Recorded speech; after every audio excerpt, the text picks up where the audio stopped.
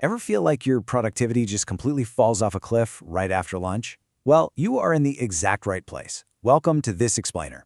Today, we're going to completely unpack a neuroscience-backed protocol from Dr. Andrew Huberman that's designed to do one highly specific, absolutely life-changing thing, and that is eliminate the dreaded afternoon energy crash. We're going to dive right into the underlying biology of your energy levels, and I'm going to show you exactly how a tiny, simple shift in your morning routine can give you all-day sustained focus. Let's get into it. So, let's tackle this universal mystery first. Why do so many of us hit an absolute brick wall of brain fog at 2 p.m.? You know the exact feeling I'm talking about. You're sitting at your desk, your eyelids feel like they weigh 10 pounds each, and you just find yourself staring blankly at your screen. Now, for years, people have blamed a heavy lunch or, just a lack of willpower. But the truth, according to the latest neuroscience, has almost nothing to do with what you ate for lunch. Actually, scratch that, it has everything to do with what you drank the very second you rolled out of bed. It's such a stark contrast, right? At 8 a.m., the caffeine is flowing, you're fired up, and you feel entirely ready to conquer the world. But then right around 2 p.m., total flatline. You become lethargic, you get that massive brain fog, and frankly, you're just desperate for a nap. To actually fix this incredibly annoying 2 p.m. symptom, we have to travel back in time and look at the 8 a.m. root cause. All right, Section 1, the science of sleepiness. Okay, so the absolute crucial player here is a molecule called adenosine. I want you to picture this little animated stick man in your head. He's carrying heavy weights, and as the day goes on, he just keeps stacking more and more of these heavy boxes right onto your brain's receptors. Poor guy's working massive overtime. That's adenosine. It's a molecule that naturally accumulates in your brain the longer you are awake. When your alarm first goes off in the morning, your adenosine levels are actually at their lowest. But as the hours tick by, adenosine steadily builds up, parks itself in your brain's receptors, and acts as the #1 primary factor that induces that heavy, dragging feeling of sleepiness. Now here's a massive fact that totally shatters a common morning myth. Caffeine does not magically give you energy. Let me repeat that because it's huge. It literally does not create energy. Instead, in the neurobiology world, caffeine is what's known as a competitive antagonist. What this means is that the caffeine molecule races into your brain and literally parks in the exact same receptors that adenosine normally would. It's essentially just stealing the parking spot. It doesn't erase your fatigue at all, it merely masks your sleepiness by preventing your brain from feeling the adenosine that is, by the way, still actively building up in the background. And this brilliantly illustrates the trap that millions of us fall into every single morning. Let's walk through it. Step 1, you wake up.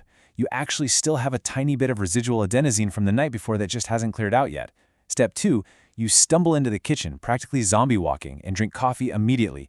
Boom, you've just blocked all those receptors.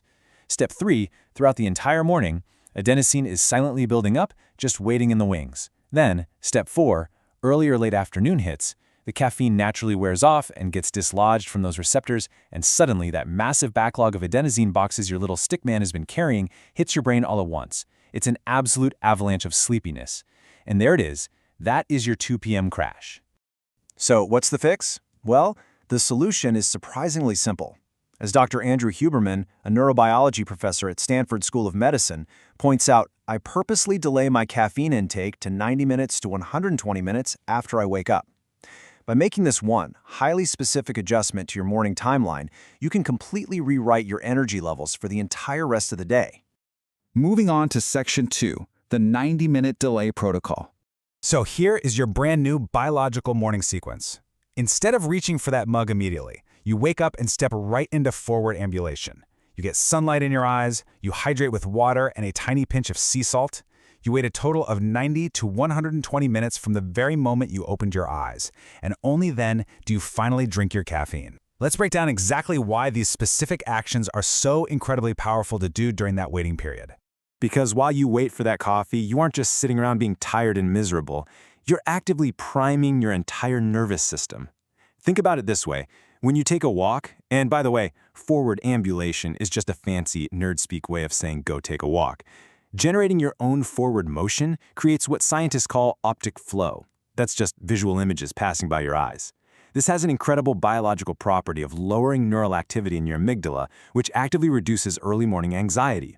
Next up, getting bright sunlight in your eyes triggers a natural, healthy pulse of cortisol. This hormone promotes intense wakefulness and even supports a healthy immune system. Finally, hydration. Look, you naturally get quite dehydrated overnight. Drinking water with about a half teaspoon of sea salt provides sodium, magnesium, and potassium. And don't worry, you won't taste like the ocean. But your neurons absolutely require this ionic flow to function and fire properly.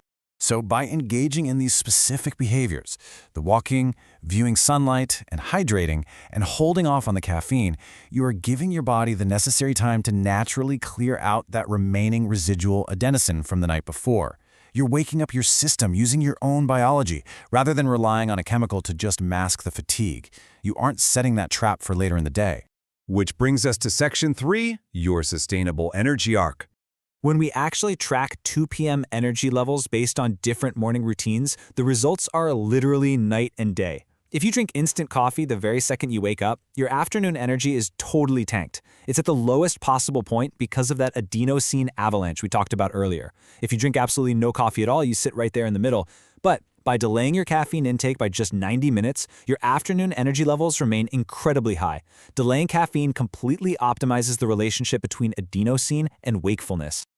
Honestly, this protocol isn't just about avoiding a midday slump at your desk. It's practically a cheat code for human performance. It entirely eliminates the afternoon crash. It provides a beautifully smooth, consistent arc of energy throughout your whole workday. Because you're hydrating and using sunlight right away, it deeply enhances your morning focus. And maybe most importantly, because you aren't fighting a massive crash and desperately chugging more coffee at 3 p.m., it allows your energy to come down naturally as you head toward bedtime, which helps you transition easily into restful sleep. It's the whole shebang.